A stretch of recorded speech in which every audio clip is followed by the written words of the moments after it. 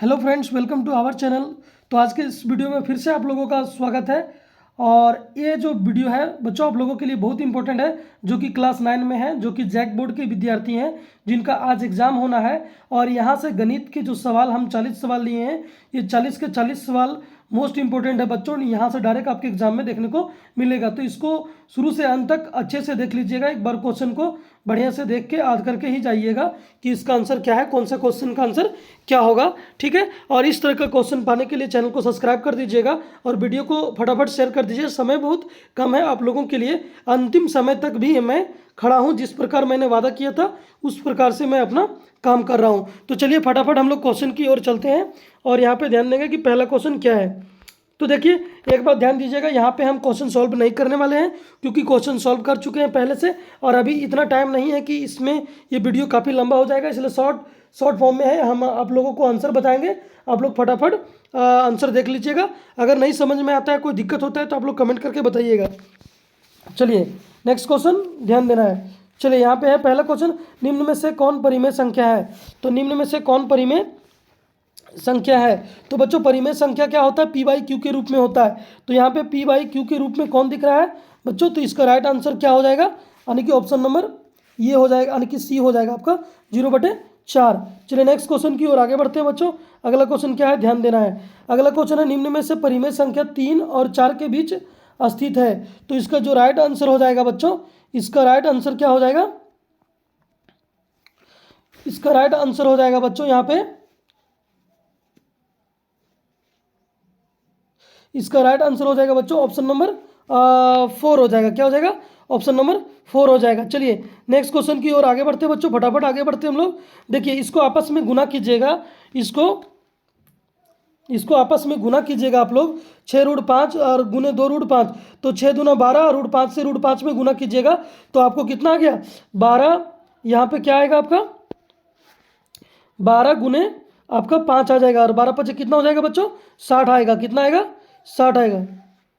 तो आपका यहाँ पे 60 कहाँ दिख रहा है वो ध्यान देना है। ठीक है, तो 60 आपका दिख रहा है ऑप्शन नंबर यहाँ पे दूसरा में। ठीक है, तो दूसरा आपका बिल्कुल सही उत्तर हो जाएगा। ठीक है, चलिए यहाँ पे सॉल्यूशन करने का टाइम नहीं, इसीलिए तो सारा क्वेश्चन को सॉल्व करके आप लोगों के पास देते हैं। देखिए अगर 5 + √5 ब्रैकेट 5 - √5 इसको आपस में गुना कीजिएगा तो a + b a - b formula पर बैठेगा, तो a² - b² यानी कि 5 का स्क्वायर 25 और √5 का स्क्वायर करेंगे तो 5, 25 में से 5 जाएगा 20 बचेगा। तो यहाँ पे 4 का ऑप्शन नंबर ये बिल्कुल सही उत्तर हो जाएगा। क्या हो जाएगा, ये बिल्कुल सही उत्तर हो जाएगा। चलिए नेक्स्ट क्वेश्चन की ओर आगे बढ़ते हैं बच्चों। अगला क्वेश्चन क्या है, ध्यान देना है।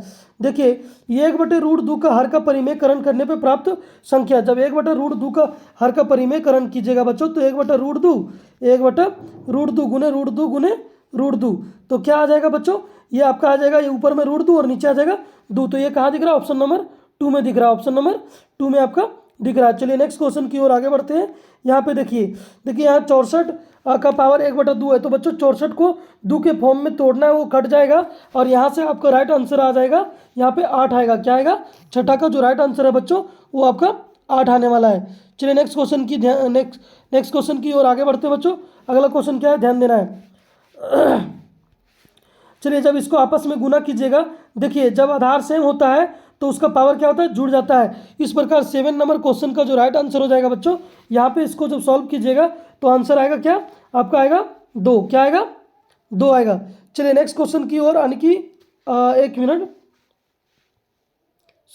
मिनट, इसका राइट आंसर हो जाएगा बच्चों ऑप्शन नंबर 2। ठीक है, 2 का पावर 2/9। ठीक है, चलिए नेक्स्ट क्वेश्चन की ओर आगे ध्यान देना है। नहीं जी, इसका आंसर 2 ही होगा। अच्छा 1 मिनट सॉल्व करके देख लेते हैं।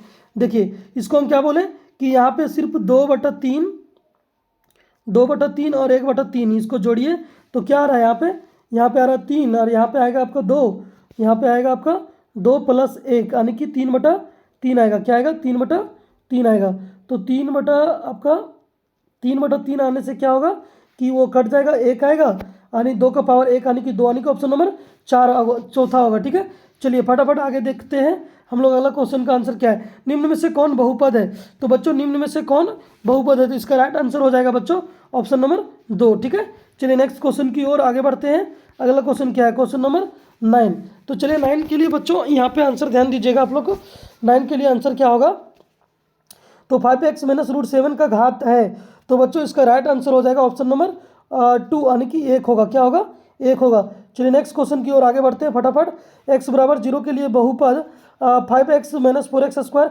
यहाँ तो क्या करना, पी एक्स बराबर 0 बैठाना बच्चों, जहाँ जहाँ x दिख रहा है वहाँ 0 पुट करना है। इसको सॉल्व करेंगे तो आपका राइट आंसर यहाँ पे आने वाला है ऑप्शन नंबर 2 यानी कि 3 आने वाला है। कितना आने वाला है? 3। ठीक है, क्योंकि 0 पुट करेंगे तो ये भी 0 हो जाएगा, ये भी यानी कि 5x वाला 0 हो जाएगा, 4x स्क्वायर भी 0 हो जाएगा, बचेगा 3 आपका। ठीक है, चलिए नेक्स्ट क्वेश्चन की ओर आगे बढ़ते हैं बच्चों। अगला क्वेश्चन क्या है, ध्यान दीजिएगा। अगला क्वेश्चन नंबर 11 में हम लोग पहुंच चुके हैं। पी एक्स बराबर एक्स प्लस 5 का शून्यक। शून्यक के लिए बच्चों पी एक्स को 0 करना पड़ता है, तो एक्स बराबर जो 5 प्लस में बराबर को उधर जाएगा तो -5 यानी कि ऑप्शन नंबर आपका 3 सही हो जाएगा। ठीक है, चलिए नेक्स्ट क्वेश्चन की ओर आगे आते हैं। देखिए x प्लस 1 में x plus 3x square minus 1 से भागा देंगे तो शेषफल क्या आएगा। जब इसको भागा दीजिएगा बच्चों तो इसको भाग देने के बाद आपका जो राइट आंसर आने वाला है वो 1 आने वाला है। कितना आने वाला है? शेषफल 1 आने वाला है। ठीक है, चलिए यहाँ पे हम सॉल्यूशन नहीं कर पाएंगे क्योंकि उतना समय नहीं है अभी, क्योंकि आज ही एग्जाम है, तो फटाफट क्वेश्चन को क्लियर करके देखना है। तो देखिए आप 12x square minus 7x plus 1 का गुणनखंड है, तो बच्चों इसको गुणनखंड कीजिएगा तो आपका राइट आंसर आने वाला है option number 2 3x plus 1 4x plus 1। ये क्वेश्चन को आज भी कर लीजिएगा, देख लीजिएगा। ठीक है, चलिए क्योंकि उतना टाइम नहीं है कि अभी सॉल्यूशन आप लोगों को बताया जाए, तो चलिए चैनल को फटाफट सब्सक्राइब कर लीजिएगा इस तरह का क्वेश्चन पाने के लिए। और इसमें 11th का भी तैयारी कराया जाएगा, इसलिए वीडियो को 11th वाले बच्चों को के पास भी शेयर कर देना है। चलिए ध्यान दीजिएगा कि x minus 1 comma P x बराबर x square plus x plus के का गुणनखंड हो तो के का मान होगा। तो यहाँ पे क्वेश्चन नंबर 14 का जो आंसर राइट आंसर हो जाएगा बच्चों ये -2 आ जाएगा। ठीक है, चलिए नेक्स्ट क्वेश्चन की ओर आगे बढ़ते हैं। अगला क्वेश्चन क्या है, ध्यान दीजिएगा। यह मूल बिंदु का निर्देशांक है, तो मूल बिंदु का निर्देशांक है क्या है बच्चों? 0,0। चलिए नेक्स्ट क्वेश्चन की ओर ध्यान देना है। बिंदु 0,-5 स्थित है, तो 0,-5 स्थित है बच्चों, तो इसका राइट आंसर क्या हो जाएगा? वाई अक्ष पर। क्या हो जाएगा इसका राइट आंसर? वाई अक्ष पर। चलिए नेक्स्ट क्वेश्चन की ओर आगे ध्यान दीजिएगा। देखिए यहाँ पे बच्चों, यहाँ पे क्या दिया गया है, आपका ग्राफ दिया गया है, ये ग्राफ के अनुसार आपको आंसर करना है। ठीक है, तो चलिए ग्राफ के अनुसार आंसर करना है तो ग्राफ को देख लेना है अच्छा से, फिर यहाँ ध्यान देना है कि यहाँ क्या दिया है, बिंदु Q का निर्देशांक। तो बच्चों यहाँ पे ध्यान दीजिएगा, Q का निर्देशांक, तो Q की जगह में x का मान कितना आएगा बच्चों? x का वैल्यू आपका कितना आने वाला है? x का 3 और y का -2। तो यहाँ पे ध्यान देना कि 3 और यहाँ पे क्या है, देखिए यहाँ पे क्या आने वाला है, Q 2 और -2, सॉरी 2, -2। तो इसका राइट आंसर हो जाएगा बच्चों ऑप्शन नंबर पहला, यानी कि पहला ही राइट आंसर हो जाएगा। चलिए नेक्स्ट क्वेश्चन की ओर आगे बढ़ते हैं। निर्देशांक -3,2 द्वारा पहचान किया गया बिंदु, तो यहाँ पे आप लोग देख लीजिएगा बच्चों, लेकिन इसका राइट आंसर हो जाएगा एस पे ये बिंदु बन रहा है। ठीक है, चलिए नेक्स्ट क्वेश्चन की ओर ध्यान देना है।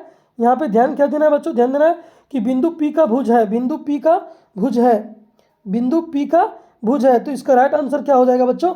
बिंदु P में देख लेना है कि बिंदु जो P में आपका कहाँ गया, देखिए यहाँ पे आ जाइए कि बिंदु P में क्या आपका बन रहा है बच्चों?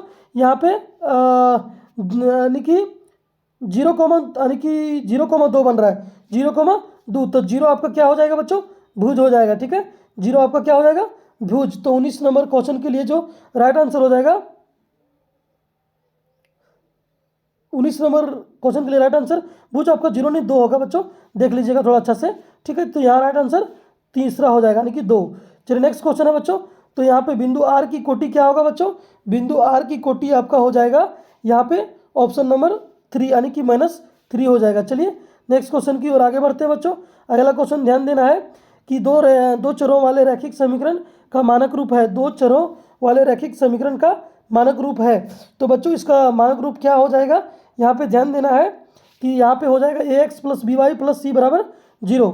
चलिए नेक्स्ट क्वेश्चन की ओर आगे बढ़ते हैं बच्चों। अगला क्वेश्चन क्या है? समीकरण 2x + 3y बराबर 8 की तुलना ax + by + c बराबर 0 से करने पर a, b, c का मान होगा।